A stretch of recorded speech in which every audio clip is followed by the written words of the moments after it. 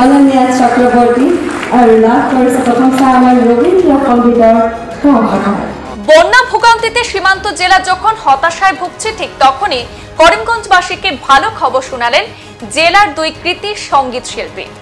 রাজ্য পর্যায়ে রবীন্দ্রসঙ্গীত এবং নৃত্য প্রতিযোগিতায় করিমগঞ্জ জেলার জন্য সুনাম অর্জন করলেন অনন্য চক্রবর্তী এবং নীলাঞ্জনা মোদক।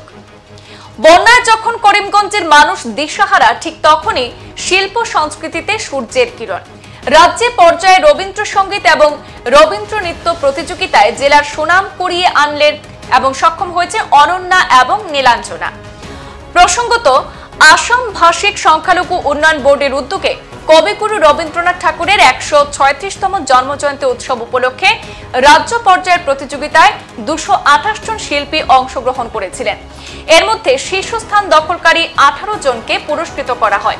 পুরস্কৃত ১৮ জনের মধ্যে সঙ্গীতে ক বিভাগে প্রথম স্থান অর্জন করেছেন করিমগঞ্জের অনন্যা চক্রবর্তী এবং সঙ্গীতে গ বিভাগে তৃতীয় স্থান লাভ করেছেন নীলাঞ্জনা মোদক।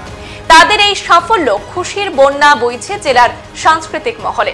কৃতি শিল্পী নীলাঞ্জনা মোদক এবং অনন্য চক্রবর্তী তাদের এই কৃতিত্বের অংশীদার করেছেন বিশিষ্ট তবলা বাদক জয়দেব সেনগুপ্ত এবং হারমোনিয়াম বাদক সুস্মিতা চক্রবর্তীকে। লাভ করেছে প্রথম স্থান অনন্যা চক্রবর্তী আর লাভ করেছে প্রথম স্থান আমার রবীন্দ্র সংগীতের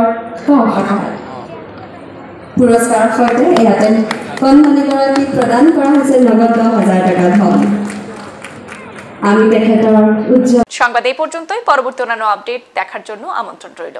ধন্যবাদ।